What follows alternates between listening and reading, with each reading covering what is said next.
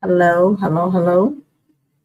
Hey, everybody, it is live. So it's me, oh Lord. Good morning, y'all. I seem to be pumped at 2 o'clock in the morning. I don't even know why, but I just figured I'd go ahead and come live for a little while I was finishing up some projects, see if anyone was online and wanted to just kind of chill and talk and just kind of release. And again, it's Sunday, so a new week is coming up. And um, I got to do a couple of things. So I got to figure out some things that I I got to do some things. So what they say when going gets tough, tough get going, and Mama know how to hustle. So I got to kind of figure out how to create some things and do some things so I can go down and hustle. Basically, I got to get my hustle on. You got to do what you got to do when you got to do it. So I said, well, while I'm doing it, why not go ahead and go live, see if anybody joined while I'm creating and just doing my thing or whatever. And if so, great. If not, hopefully somebody catch it on the replay. So yeah, I'm just gonna sit here. I was over here watching some YouTube videos just a few minutes ago. Dog's quiet, it's peaceful in here, and I'm trying to figure out exactly. I'm trying to figure out bundles. So more is always better. You feel me? So I got all this. I got all these modes over here for resin for different projects and stuff like jars and stuff, whatever. I'm finishing off this one from last night, and I'm gonna pour it. I didn't even pour it last night. Before I got off live here, it was 5 o'clock in the morning, and I thought I was gonna be done painting it, but when I finished that video, I was literally exhausted. But I was proud of myself because I did. I said I was gonna do a live. You know what I'm saying? And I had to go and get my daughter earlier, so I couldn't come on earlier. Then when I got back, I had to cook something to eat. I had to find something to cook, something to eat for my kids. So I did that. I ate, and I got involved with YouTube videos again, and I had to cut myself because I was just about to do it again. I literally was sitting here and was like, okay, well, I'm just gonna watch a couple YouTube videos, and I felt myself about to do exactly what I have been doing. And I'm like, you know what? Nope. How about this? Go live, hit that go live button and go ahead and get on here and do your thing. So yeah, so that's what I'm doing. Um, so yeah, I was talking about going to Walmart tomorrow. So I drop my daughter off at work in the morning, and then after I drop her off at work, I'm gonna go to Walmart down here, which is it's a busy little plaza down there. Walmart. It's got the Walmart, Ross's, Home Depot. It's a nice little plaza or whatever. Closest little shopping area to where I live at. And it'd be pretty crowded. Thing is, I gotta figure out.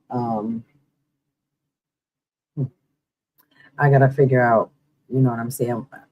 I know it's crowded after in the evening time, like after work hours. But um, yeah, I don't want to be sitting down there. You know what I'm saying? And it ain't enough people. Uh, But yeah, I gotta figure out. I gotta get some of this stuff together, get some of this stuff, get it done, and do it because my creativity. I've been sitting with my thoughts too much, and while I'm sitting here with my thoughts, I told y'all I ain't been productive.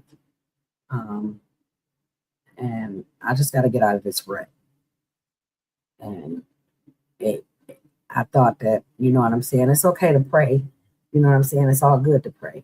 Pray, ask God, you know what I'm saying, the most how to, help you get out of the rut. With that being said, though, I can't just pray, ask the most how to get me out of the rut and then not put the work in myself.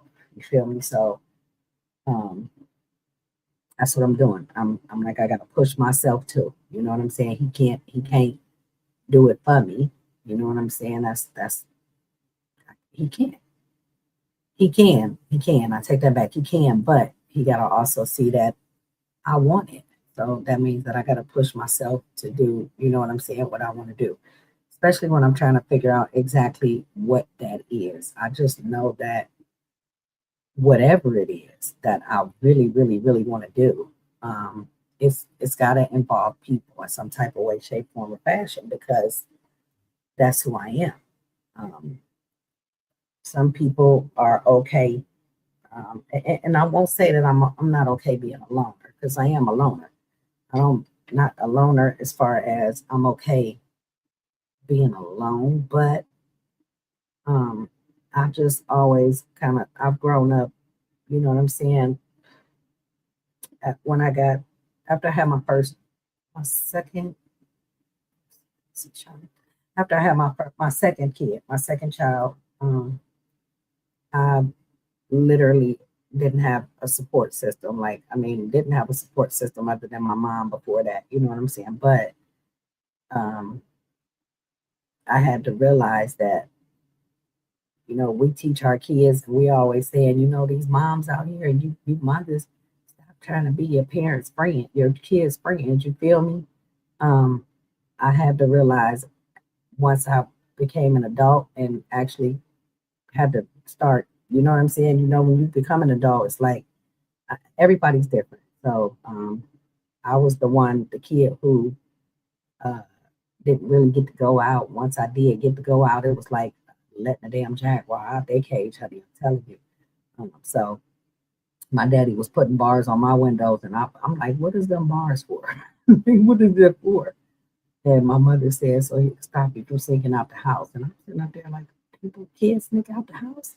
Like literally, I was naive. And I also was the only girl and the youngest. So um, and I have four brothers. So I was the youngest of four boys, youngest and only girl. And I was my daddy's princess. That being said, so and I also know that my parents, you know what I'm saying, they originate from Aberdeen, Mississippi. So I know that my father, he was a sharecropper in Mississippi. He was illiterate. God bless his soul. My father was illiterate, and he didn't get to go to school because he had to go and pick cotton in the fields. Yeah, he was a sharecropper. All his brothers and sisters were. That being said, when he had children, I never asked him. You know what I'm saying? I never asked. I asked questions, couple questions, but never really asked too much about, you know what I'm saying, who I was or, you know what I'm saying, about his upbringing. I asked the only reason why I know about the sharecropping and I was interested in that when I found out my dad was illiterate and when I found out why, I think I was like maybe 15, 16 years old, if I'm mistaken. And I remember my dad sitting in the kitchen.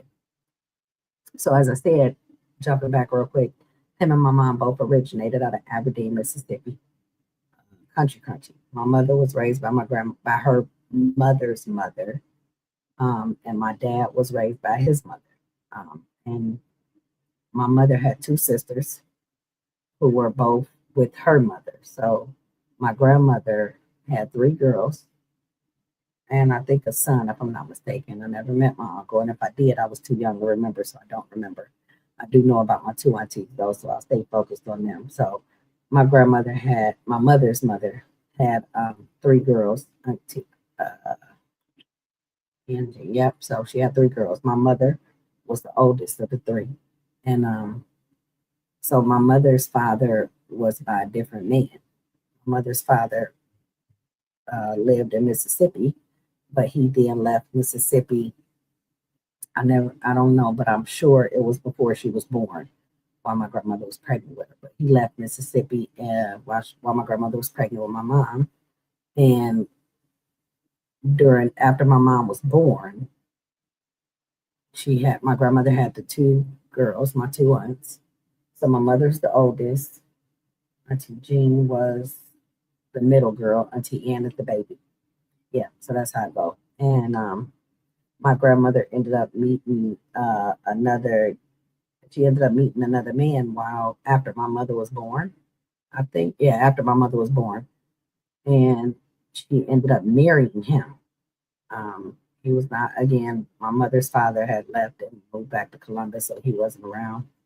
He wasn't around my mom. He wasn't there. So my grandmother got pregnant by her husband, Mr. Ali, and they had two kids together. But after she married Mr. Ali or whatever, and she got pregnant with my first Auntie Jane, the middle girl, she ended up taking my grandmother or taking my mother around the corner.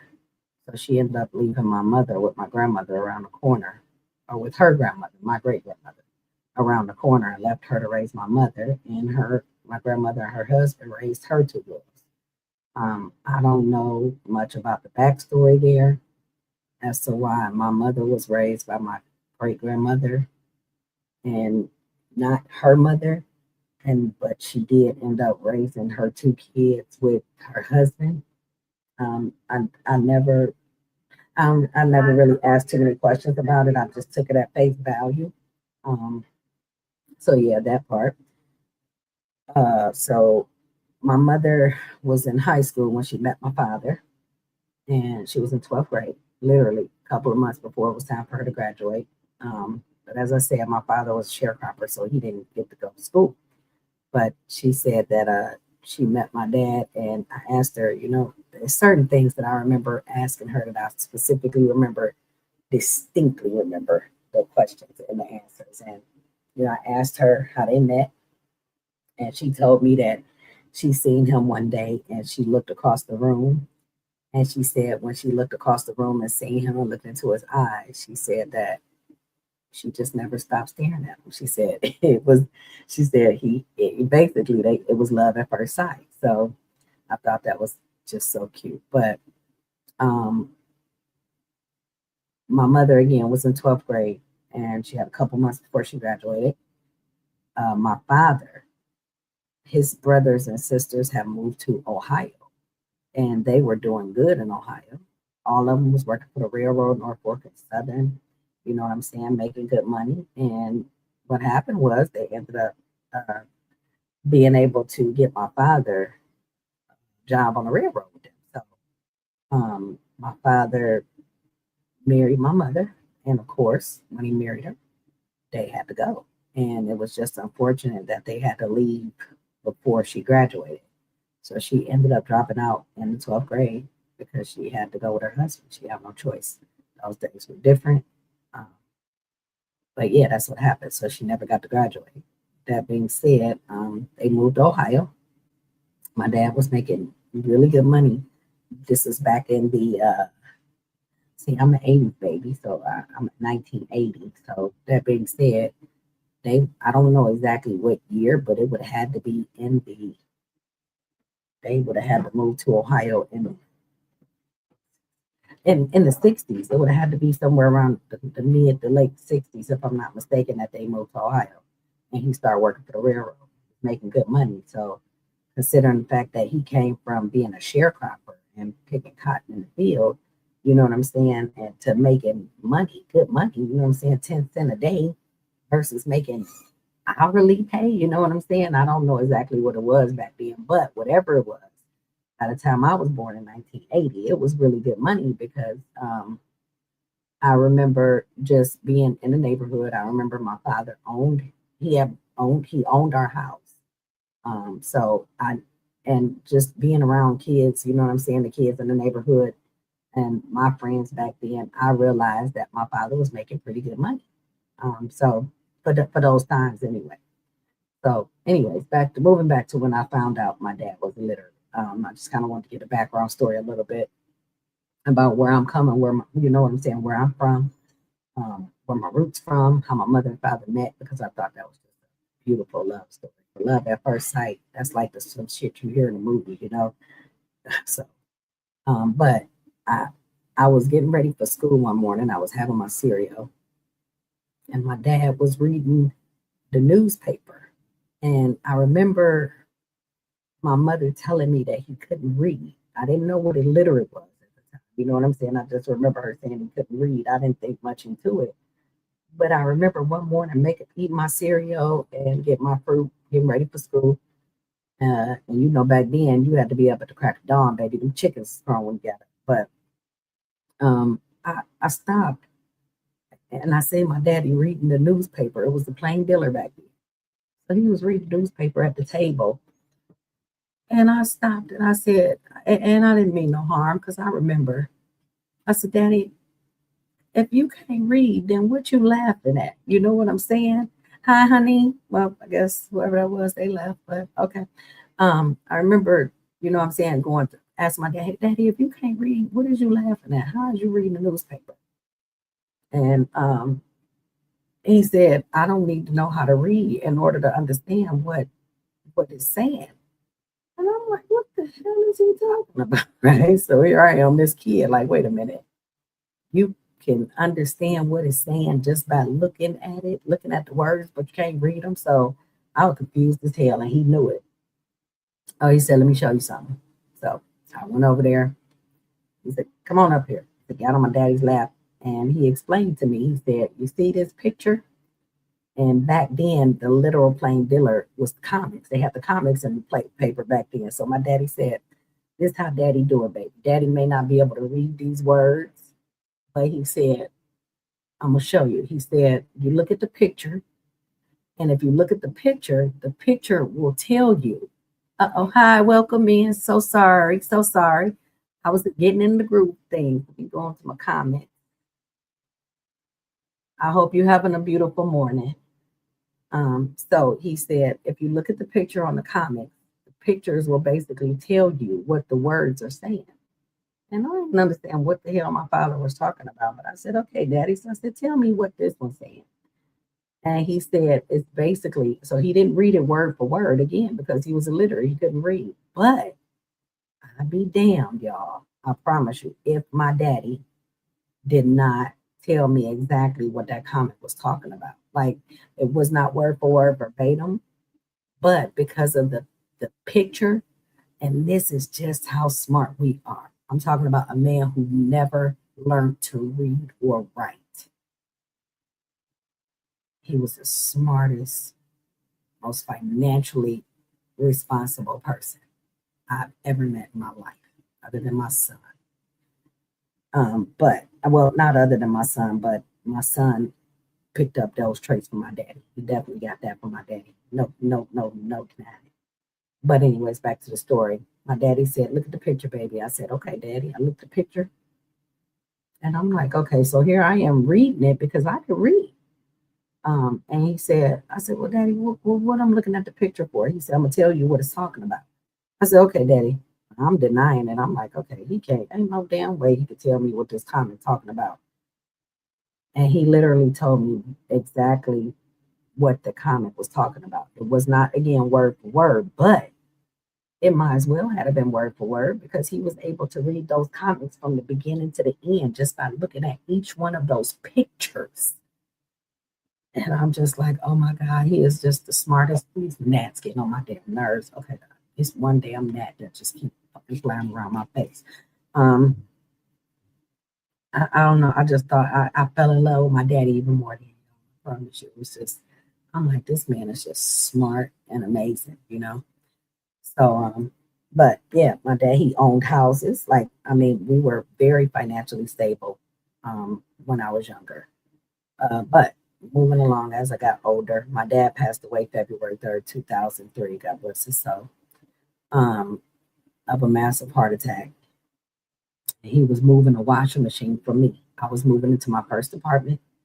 I'd had my second child by then, so I was moving for the first time out of my parents' house. And he was moving a washing machine for me on football Sunday, watching the Cleveland Browns, and he was cussing at me. So he cussed me out. And he cussed our ass out a lot. So my brothers was just bad as hell. It only took me one time to get whipped with that railroad belt. My daddy always had a railroad belt.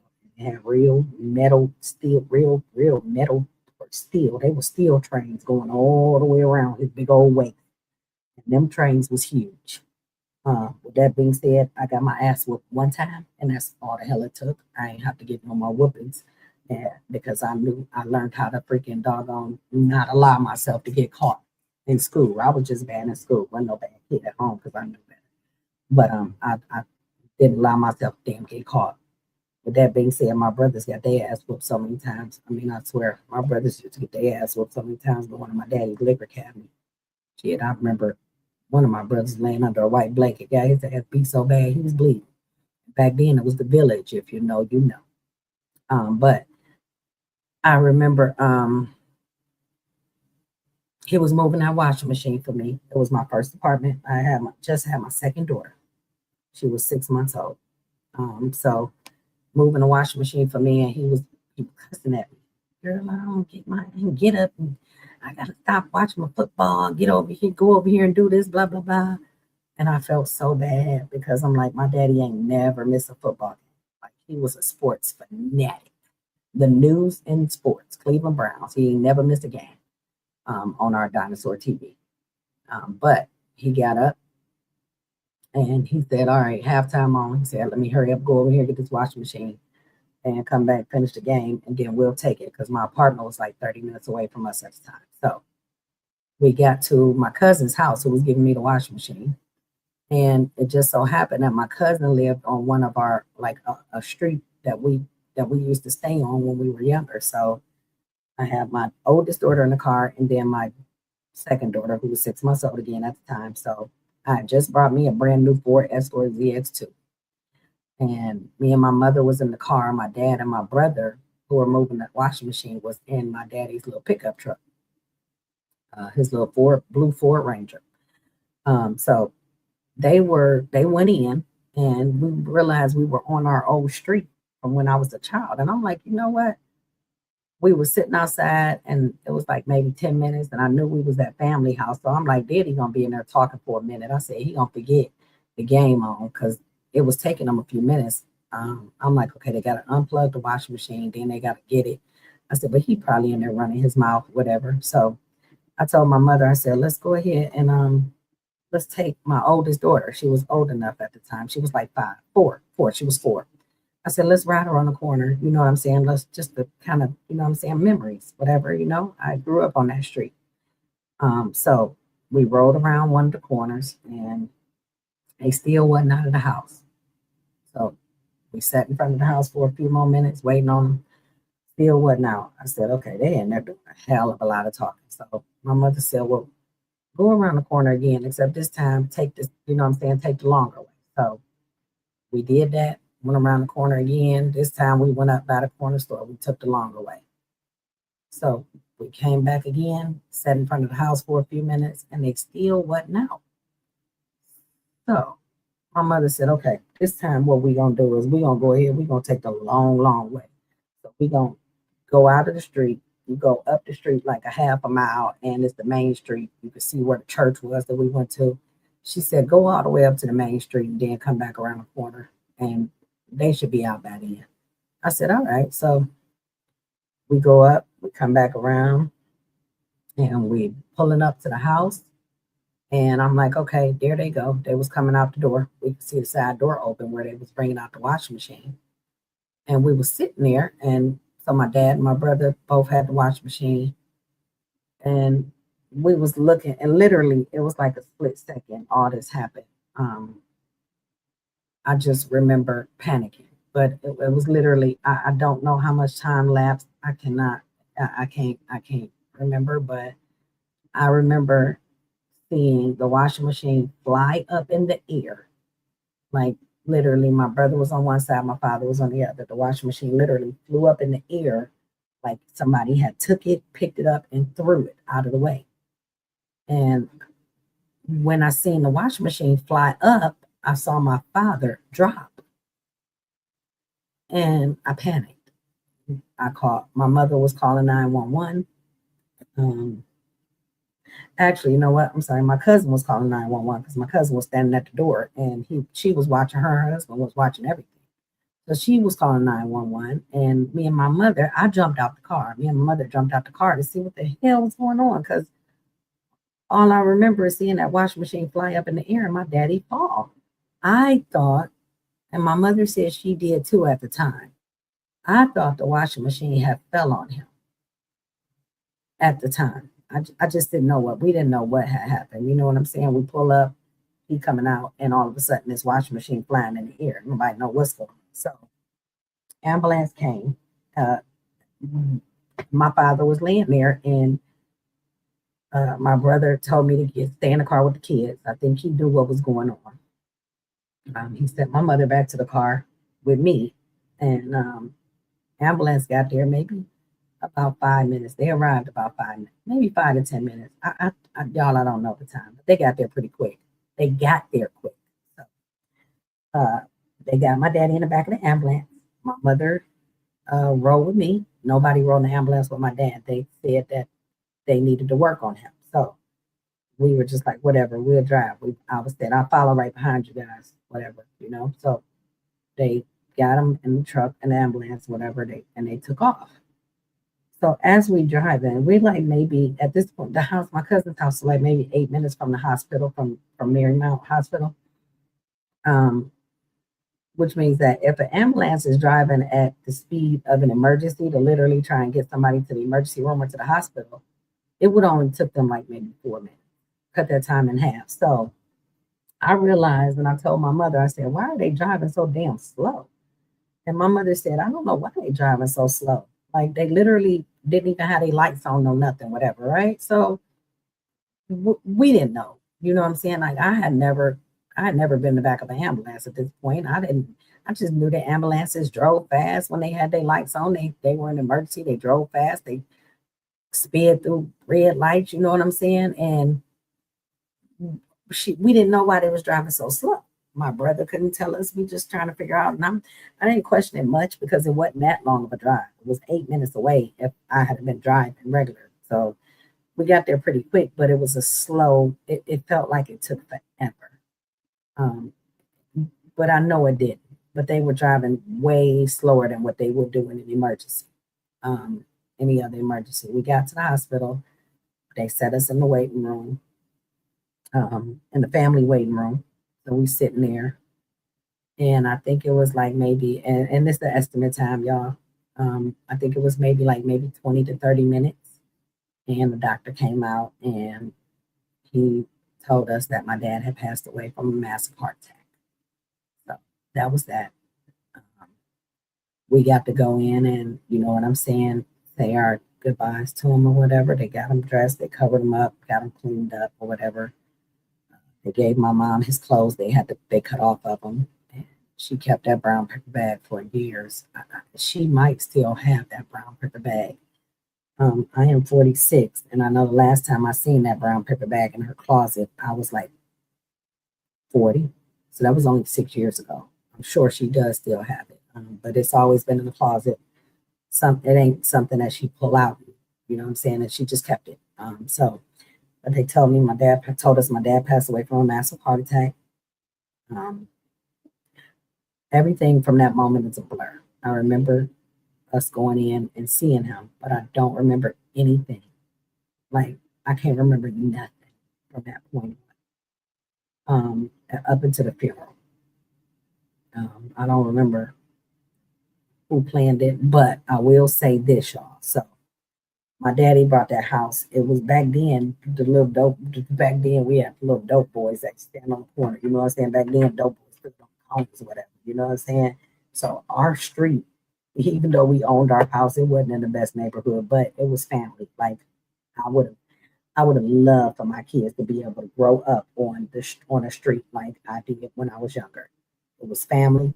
We looked out for each other. But my father, so my daddy, again, I told y'all earlier, he don't play. With that being said, he wasn't he was mean. I can't say he was mean because mean is, I don't know. Everybody have a different term or different definition of what mean is to them. So I won't say mean, but I will say that he was a force to be reckoned with. He was respected by the dope boys because he respected them. My brother was my brother had got caught up on drugs or whatever, and my daddy's request from the young guys, you know what I'm saying? He knew what they was doing. You feel me? His one request was, please don't ever sell any drugs to my son. And I promise y'all, there was so much respect back then. I promise. I hate that my children. Times change. I know the world changed. Things always moving, and they move fast. But I wish that my children had been able to experience just a little bit of what I had to experience, because some of the things that we got to deal with our kids now, it just would have been different, and it would have been a lot of things that we deal with them now we wouldn't have had to deal with, because they would have had a different upbringing. They don't have friends now because they know ain't them the kids outside. Family ain't family no more because you don't have no support, and that's kind of my situation now. Been that way for some years, and I ain't complaining. I'm grateful, but I just wish that my kids had just had a little bit of upbringing that I had back then. We went outside every day. We rode our scooters. We rode our bikes. Um, we had fun. And when the street lights came on, we was in the house, or we got our butt beat. But back to the story. He said he was well respected, but he was a force to be reckoned with. So I believe a little bit of it, and now I'm gonna say I believe a lot of it was fear, because kids have fear of, you know what I'm saying, of adults back then, especially adults that they knew, that respected them. You know what I'm saying, and was able to respect them.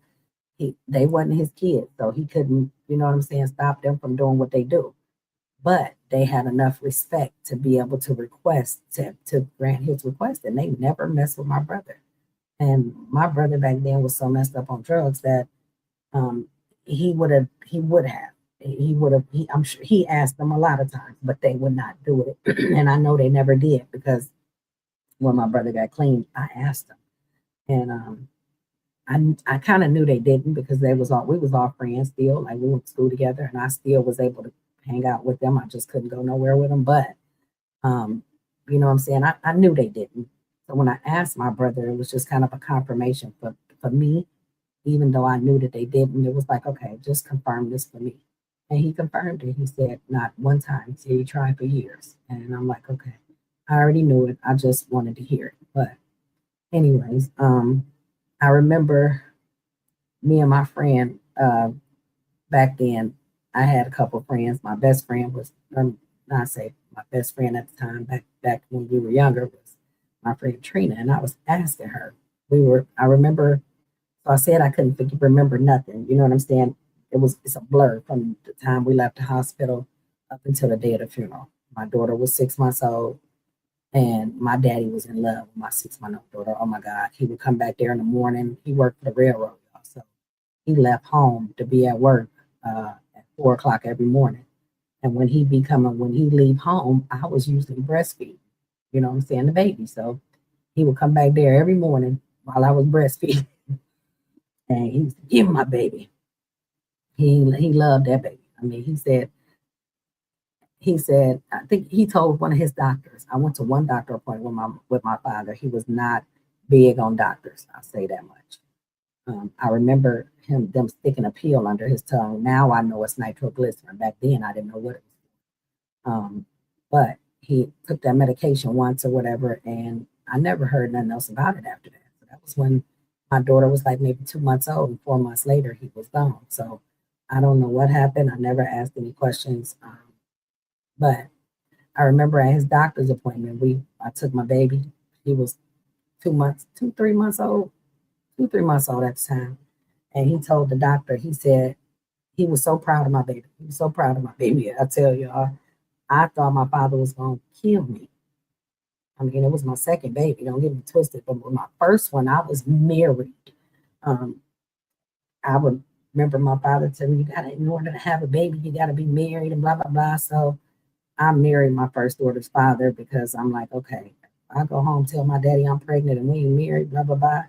So I did get pregnant before we got married. However, I got married. We got married before I had her. So that was my first daughter, my oldest daughter, who she has a different father than the other three children. But anyways, back to the doctor's visit. We were at his doctor's visit, and I remember him telling his doctor, I have 10,000 of her. And he was talking about my baby. He was in love with Nana.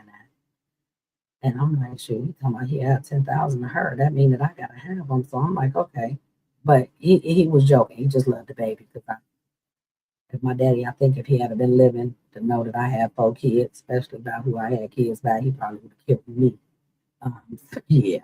That being said, though, he was just so proud of her. He loved that baby. And he would come back there every morning, 4 o'clock in the morning before he left. And I'm breastfeeding because here she is waking up.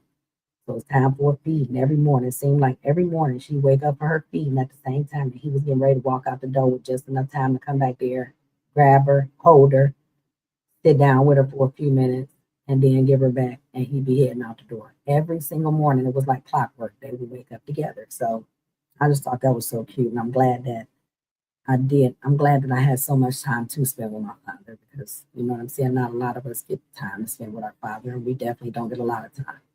So I'm grateful for the time that I had with him. I'm grateful for the things that I learned, and I'm grateful for the memories that I get to carry on and to tell my children about. You know what I'm saying? My two children who never met him. And then again, my two other children, they were young when he passed away. So I get to share those memories with them too. So yeah. But I remember going to the funeral and I'm like, okay, my daddy was so mean. Me and my friend was talking about this. Back to where we're in my best friend. This is the day of the funeral. And we were sitting there in the funeral. y'all, y'all go, this is gonna be funny. I still laugh at this to this day. So me and my friend was sitting there and my brother went up to speak. Um, he spoke. He got up to say his piece or whatever. They were calling for whoever wanted to come up and say words or whatever. My brother went up to speak, and my brother, they were saying, you know what I'm saying, like when you at a funeral, they want you to say good things. You know what I'm saying, your time spent with this person, yada yada yada. Y'all, my brother got up there and he he was lying like hell, and all I remember was I went through 2 boxes of tissue, and by the time he got down off that podium, me and my friend was in the bathroom just laughing, and I'm like, that wasn't nobody but the Most High, because I was down something bad, y'all. I was so grateful to be able to laugh, and I could laugh now. He got up on that. He got up there and he was saying his words, and he was like, my daddy was the best man, and you know what I'm saying. He was the best man. That wasn't the part. My daddy was the best man, and he was so nice, and everybody loved him. And we were sitting in the front row, me and my friend. And y'all, I promise you, when he said that, it took everything in us to hold our composure. I didn't even realize, I don't even think we had a chance to look at each other. It was like spontaneously, immediately, I got up to go run to the bathroom, and she was right behind me, and I didn't even know she was right behind me. And I swear, when I bust through the door, all I could do was crack up a laugh. And I heard her coming in behind me, and I looked, and we just bust out laughing together. And that was I remember that. It was such a joyous moment. I'm like, oh my goodness, I needed that. I said, this nigga is up here lying, talking about his daddy was the nicest man ever and everybody loved him. I'm like, everybody loved him, but damn it, he was mean as hell. They had came up with a nickname for my daddy, y'all, and it was the Warden. Okay? It was the Warden. The young boys on the street. And we went right along with it because we like shit. The Warden is that definitely fits him. Yeah. So it was just it was funny. It was hilarious. And then another thing I remember about the funeral, so I remember that part. Um, and another thing I remember is when we were leaving, literally the church or the funeral home that we went to, because it's still here now. There have been a couple funerals I've attended there, but it literally holds, and even back then in 2003, It held, I think, 2,000 people. Pretty big funeral home. The church, I did not know. So my father didn't have friends. He had his 9 brothers and sisters that were here, and he worked on the railroad. But he never was a friend type of person. I ain't never seen my father with no friends kicking it. You know what I'm saying? The church, the funeral home held 1,000 people. So I remember as we were getting up and I looked around as they were taking the casket out. And I'm like, Trina, I told my friend, I said, Trina, this church is full. I said, the funeral home is full. I said, it's full of people. And she said, I know, I noticed that. And I'm like, I don't know what's going on. So again, I blanked out. And I remember walking through the doors as they were loading the casket into the hearse. And I said, Trina, I said, you see this? And she said, Tanisha, I can't believe it. We looked up and it literally was over 2,000 people standing outside the funeral. They were there for the funeral. They stayed the whole time. There just wasn't enough seats. And I knew right then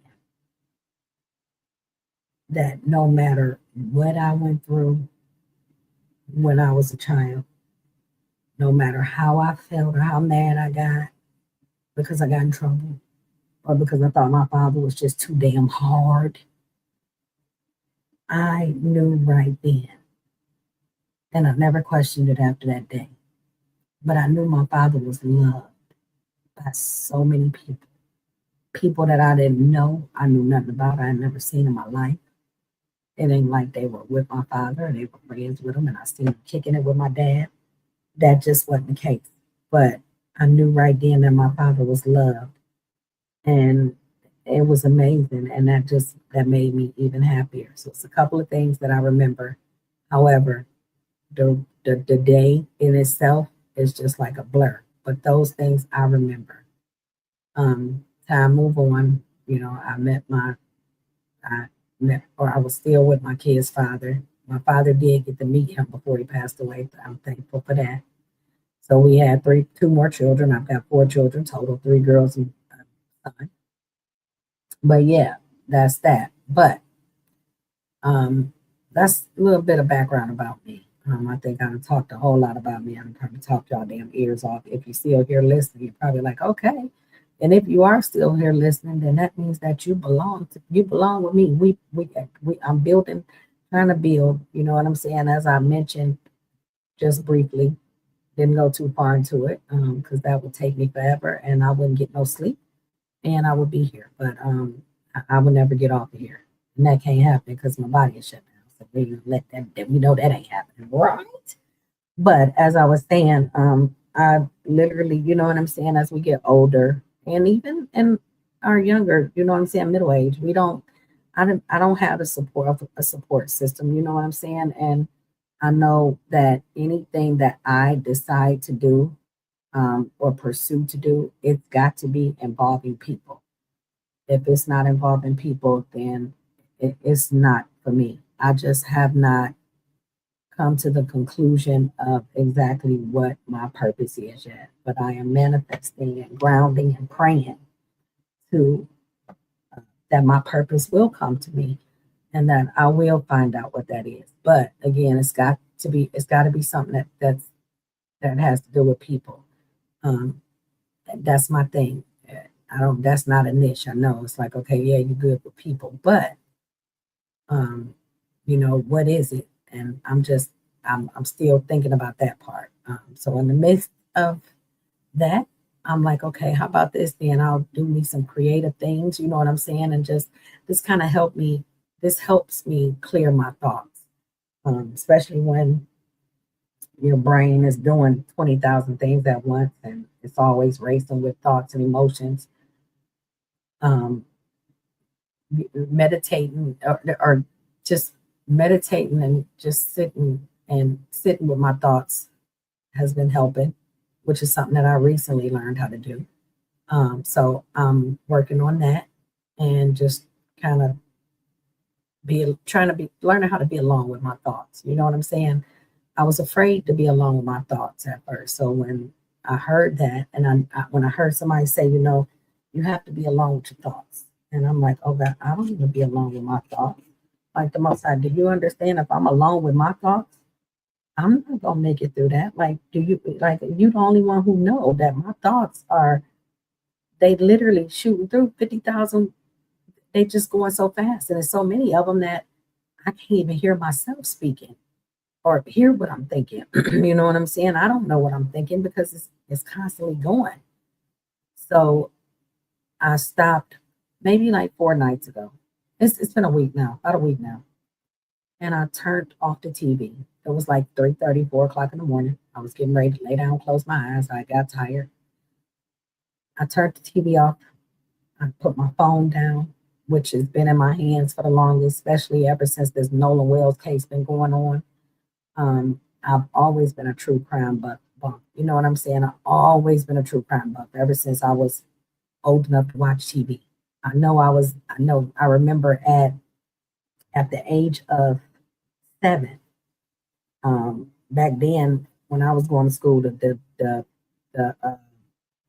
you call them the careers that the choices back then was basically a doctor, a nurse, a police officer, a fireman, or there was one other, can't remember, but or teacher. And I used to always, I want to be a forensic scientist. Like I loved I love true crimes. I love Law and Order type, you know what I'm saying, shows. And I love being able to like just look at them, solve crimes and investigate. And those are the only type of games that I play. I love playing the game. I like the PlayStation and the Xbox. You know what I'm saying? Because the kids had them. But the only game that I would play, I remember I played one game, and it was called L.A. Noir. I'll never forget. And that was the only game that I would play on the game. I loved L.A. Noir because it was about investigating. You know what I'm saying? Getting clues and hints and solving the actual crime. So I love that game. I still got it as a matter of fact. Still downloaded on my place on my husband's Xbox. God bless his soul. But yeah, I haven't played it in years, but that was my thing. I always wanted to be able to solve crimes. Like I loved it. So I had thought about, you know what I'm saying, kind of doing the true crime thing. And it's not to say that I don't want to or that I've opted against it. I have not made my mind up about it yet. But before I do anything like that, as far as that, because I know that I'm a perfectionist. And with that being said, that's what took me so long to actually get on this YouTube and face y'all and make a video and get on here and go live. I want to be able to come with facts. And with me being a perfectionist, that is an issue. That's a problem, you know what I'm saying? And that's a real problem because nothing and nobody is ever going to be perfect. Nobody and nothing is ever going to be perfect. But in my mind, I'm like, if I'm going to put something out there for the world to see and anybody can just come along and critique me, I need for it to be perfect. And it literally took me a year. I promise y'all, a whole year plus a year and a half, for real, a year and a half to make my first video. And I rambled, and I'm sure I'm still rambling right now. You know what I'm saying? But it don't matter. I'm going to do it anyway. And I'm going to keep doing it anyway. So, but I had to come to the realization that it was never going to be perfect. And it's still not ever going to be perfect. So again, I have not opted, I have not opted against that, but I do, it's a certain requirements that that I am going to make sure that I have, if that is the route that I decide to go, because I literally thought about it and then I pushed it out of my mind and then I got on Facebook and I'm impulsive, or I think I'm learning how to, you know what I'm saying, control those impulses a little bit now, especially because I don't have a job. I've been looking for a job, but I lost my job back in January. If you go back and look at my first video, that I go into explaining that, so I won't go too far into that here. But I lost my job back in January. Some things happened, and I'm still looking for a job. I have not had any luck yet. My skill set is impeccable, but I just haven't had any luck. A lot of the jobs that say they hiring, they not hiring. It's like, okay, what is this? Some kind of promotional damn brand deal or something? You gotta hiring and then you just not hiring. Like, what are you promoting that you're hiring for if you're not hiring? So, yeah, it's crazy like that. But um, I've learned to control my impulsiveness because you know what I'm saying, responsibility wise, that impulsiveness has got me to where I'm at right now. And I'm not complaining because, again, I've given y'all a little background about my daddy. But with that being said, I hope that the background that I did give y'all about my daddy says that what I didn't say, you know what I'm saying, not word for word, but he was a man of stature. He wasn't gonna let his family go hungry for nothing, and he was gonna make a way out of no way, no matter what. With that being said, that's in my DNA. So that's what I said. I'm trying to figure out. So, anyways, I went on Facebook and I seen something called sublimation. So I'm like, oh, that looked like it'll be nice and fun. I was still working at this time, so I'm like, that looked like it'll be something for me to do. I was working from home. I've been working from home for years, but I'm like, I wanted to do something while I was sitting here answering calls. You know what I'm saying? Like, do something with my hands. I get bored. And I'm like, I wouldn't mind doing this. I could be on my computer, on my laptop, or whatever, and then the people on the phone, they won't get on my nerves so bad. You know what I'm saying? Because I worked in customer service for 27 years. So, and I was on the phone for 27 years in customer service. Yeah, working with people from all over, all different kinds of people, all different races, all ages, everything. But I'm like, I found something to do with my hands. I went and I seen this sublimation on Facebook and I seen it and they was using their heat press and their sublimation printer and they was making these trendy images with the girl that's sitting up there with her locks and whatever. And you know what I'm saying? They was heat pressing them and the heat press, put it on, you can put it on, put the images and make whatever image you want, put it on a journal, you can bundle stuff. So I'm like, dang, that looks like something I could do. So y'all, I went out and I brought everything. I brought the printer, the damn heat press, and I brought the most expensive printer and the most expensive heat press because again, I was working and my bills was paid and I was okay. My kids was good and it was, you know what I'm saying? I'm like, oh, I could do this. I've never, I think a lot of this also too, trying to find my way is because I've always been in corporate America.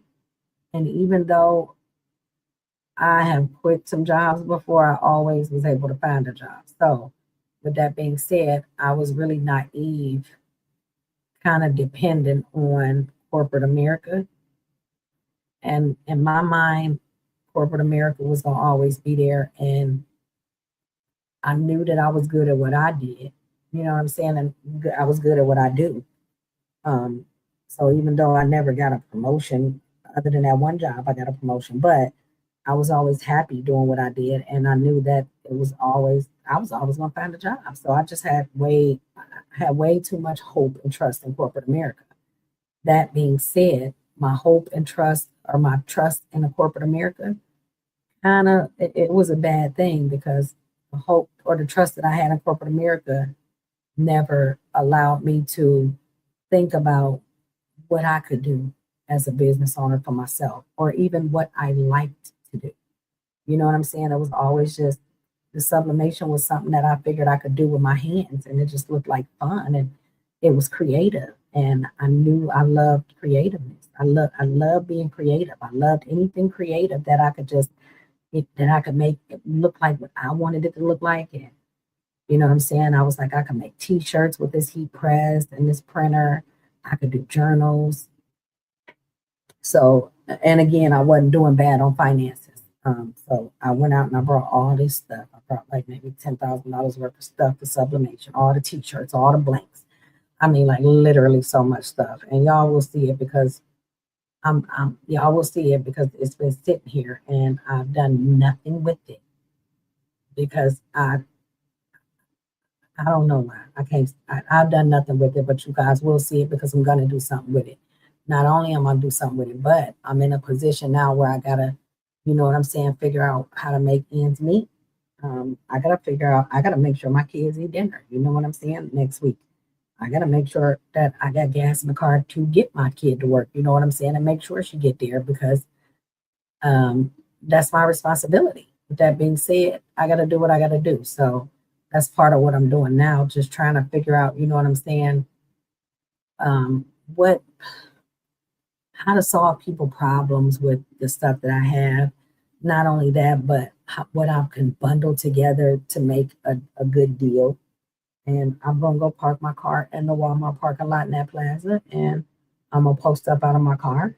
I'm gonna take some stuff and I'm gonna hang my t-shirts and stuff up on the hanger after I heat press them over there with my images. I'm gonna take some journals, and I just gotta kind of figure out, you know what I'm saying, what bundles go together. You know what I'm saying, which I'm sure I could use Google or Chat GPT stuff. I ain't really a big AI fan, but I don't mind AI neither. With that being said, I will use it in a heartbeat if it's gonna be beneficial. But I'm still in that era of, you know what I'm saying, trying to get out of this corporate America phase. Because here I am, almost 50 years old. With that being said, I'm getting older. And I never thought about, you know what I'm saying, my children not being able to do things that I wanted to do, or when I got ready to move states. You know what I'm saying? Being where I'm at now, I've been miserable. And I did not realize, well, yeah, I did a few years ago I realized it because I moved to different states a couple times, couple different times. And I never wanted to come back here. With that being said, I haven't liked this environment in this state for a long time. It's like zombie land. My spirit just don't sit well here. And I've told my mother this, you know what I'm saying? But she older, she's 80 years old. So to her, coming from Mississippi and, you know what I'm saying, being here all her life, then it's kind of like, okay, well, yeah, but you know what I'm saying? And uh, well, I was born in Atlanta. Well, no, who was Atlanta? Wait a minute, hold on, no. Wait a minute, hold on. Take that back. I was born, yeah. She had me in Atlanta, me and my brothers, and then she moved. She moved back here. Yeah, she moved back here because they were in between. Now that I think about it, my father did. So he moved out there. He was transferred out there for a little while, and then he moved back. Yeah. So in between the time though, that he was transferred a couple of times from the railroad. That being said, though, I have lived in a couple of different states, so I have had a couple of options in the state that I'm in right now. I just feel like it's zombie land. My spirit don't sit well here. I don't like the north. I love the sun. The sun is so refreshing to me. It helps me with my mental. And there are long, long, long, long, cold, snowy, gray winters here. I don't like that. I could deal with winter, you know what I'm saying? I could deal with the cold.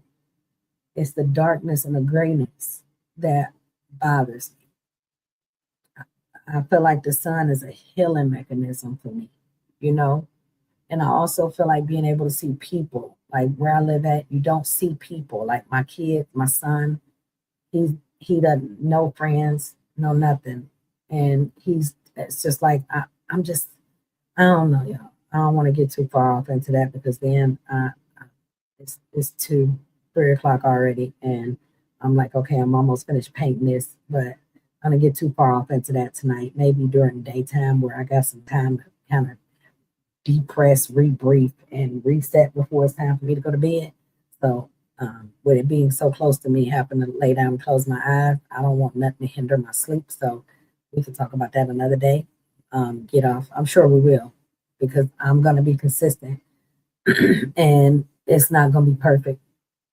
I'm never gonna be perfect, but I'm gonna do the best I can so that way I can achieve and figure out exactly what it is that I want to do.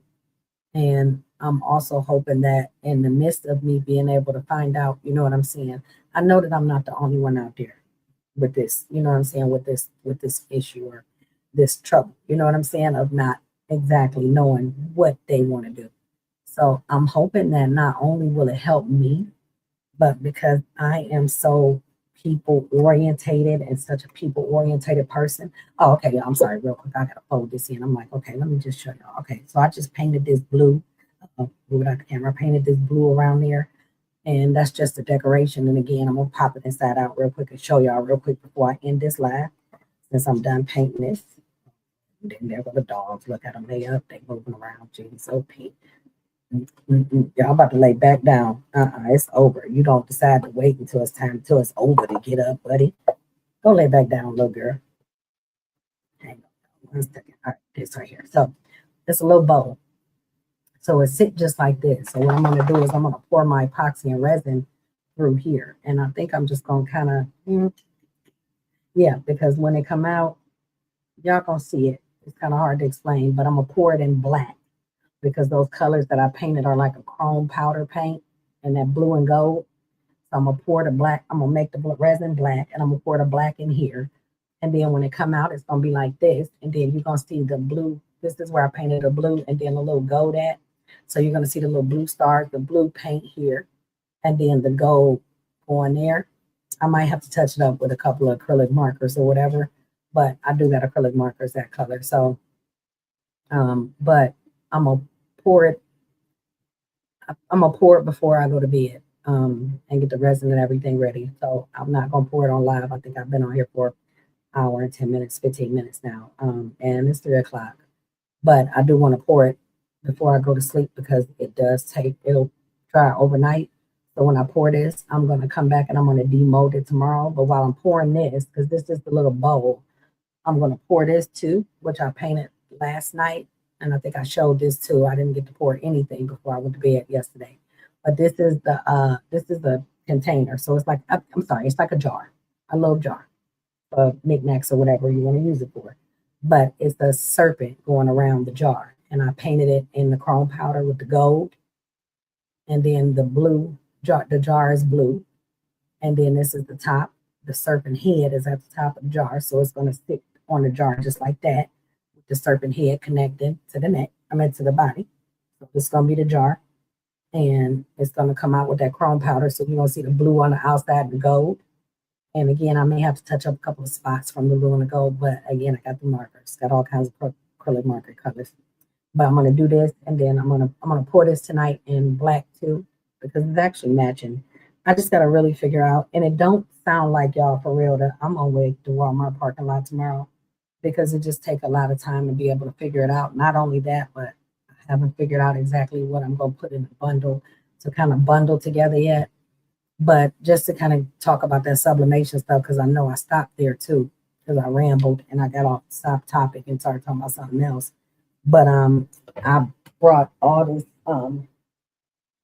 this equipment sublimation stuff. I brought the most expensive printer, the most heat press. I mean, the most expensive heat press. I brought thousands of t-shirts. I brought baby blankets. Baby onesies, baby hats, baby gloves, baby pacifiers.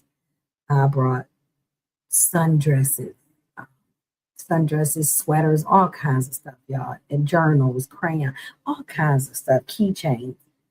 And then I got impulsive and I got this resin, and y'all gonna go crazy. I think it's a video, my very first video. If you want to fast forward it and go back there and look at it, but it'll show you how many molds I brought when I first got impulsive and brought all this stuff with this resin and epoxy. And not only that, but I've added on so much more since then, because I never did anything with that stuff. But I'm like, oh, I gotta have that. Everything I saw. But again, I was financially stable. However, oh yeah, I did one more thing too. I went crazy with polymer clay. I thought that would be creative, and I would love doing that. And I will say that it's not that I don't enjoy doing these things, y'all. So I want to make that clear. I enjoy doing it. I love doing it. I love being creative. It's always been my thing. But my impulsive buys and buying everything back to back, I never really gave myself a chance to figure out which one of them it was that I really liked and enjoyed and loved to do. So now I'm like, okay, I brought all this stuff. And here I am. I'm learning my lesson. And I'm one who's going to be accountable and be honest no matter what. I don't care. I am not about to lie. It ain't going to be beneficial to me in no kind of way. And I do what I got to do. I don't ask nobody for nothing. You know what I'm saying? I don't depend on nobody. I learned that damn issue depending on corporate America, right? So, I mean, if I couldn't depend on them people talking about they need me to work a job and they need help with their company, then I know damn well I can't depend on nobody else. But I don't mind. I know that I got to get out. I get out and I hustle. I do what I got to do. With that being said, though, I enjoy doing everything that I want. I enjoy being creative. I love it. And I would love to be able to cater to the public with my items. You know what I'm saying? It's just kind of, you know what I'm saying? I need to be in that mental space, if that makes sense. And it's kind of hard to put it. I need to be in the right mental space to be able to, you know what I'm saying, present. Not only that, but I need to be around the right people. You know what I'm saying? That also. So being by yourself is a good thing until it's not. But also being around the wrong people is one of the worst things that you can do. So being by myself is a good thing until it's not. But I don't want to be. I'm not going to be around the wrong people. So if you know, you know. So being around like-minded people is going to make a difference too. So until I can do better as far as my environment and get me and my children up out of here, which was going to be hella better for our mental. I know that, especially mine, because if it's not good for mine, it's going to be great for theirs, right? So until I can do better, you know what I'm saying? And I got to keep pushing myself, and I will. I'm going to be consistent. And I don't care what time it is, I'm going to hit this live button every single day. It doesn't matter.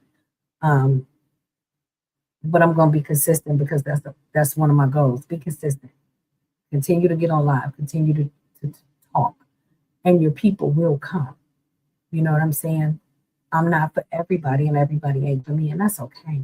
But um, I'm gonna go ahead and get these poured. I'm gonna talk to y'all tomorrow and every day after that. But I'm looking forward to talking to y'all when I wake up. And again, I doubt it if I'm gonna make it to Walmart tomorrow because at this point, this take overnight to dry, and I haven't even figured out what I'm gonna put in a bundle. So hopefully tomorrow hopefully tomorrow I get on early because I know it's Sunday. Tomorrow, Monday, everybody resting up and getting themselves prepared for the new week. You know what I'm saying? Fresh week, new day, new start. And hopefully tomorrow I'm gonna get on early. I was trying to get on at 5 o'clock today, but I had to go get my daughter from the festival. So that kind of messed up my plans. I got back and I had to go in mommy mode. So um that being said though, I'm gonna go ahead and I'm gonna end this. I'm gonna pour these before I lay down, and tomorrow when I get on, I am going to try and get on between 5:30 and 6 when I get back.